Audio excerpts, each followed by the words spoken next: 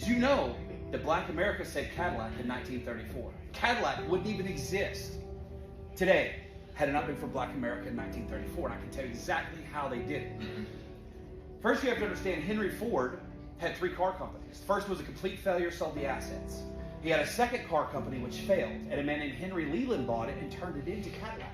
And then Henry had a third company we know as Ford Motor Company. But Henry didn't really do the work. He hired some brothers and then tried to cut the brothers out. Those brothers started a car company named Dodge. So I want you to understand how incestuous this is. So Henry Leland started Cadillac. GM bought it in 1919 from him. So now General Motors has it. It's one of the top luxury brands in America. But when the Great Depression hit in 1928, nobody had money, right? You don't have auto loans. They did not exist back then. So if you couldn't pay cash for a car, you weren't getting it, and banks failed, nobody had money. So Cadillac lost 85% of their sales in 5 years. They were literally in the board meeting to shut Cadillac down when their service manager nationwide came in and goes, I think I can save the company. Like, yeah, whatever, how? He goes, we don't sell to anybody but white people.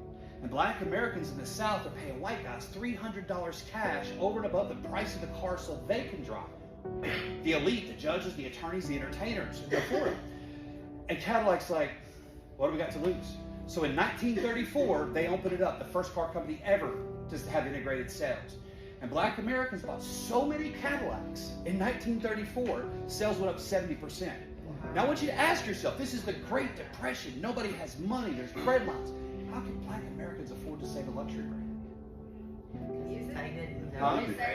How? They couldn't put their money in banks. And all the banks failed, all the white people lost their money. The law of unintended consequences kept Black America from being harmed by the Great Depression like everybody else, believe it or not. And I talked to a gentleman who said the only reason my granddad said he knew it was a Great Depression because he saw a white man picking out of his trash. I was like, wow. So, in doing this, it turned Cadillac around. And Cadillac became the first auto manufacturer to hire Black Americans on the design and style team, not just the factory.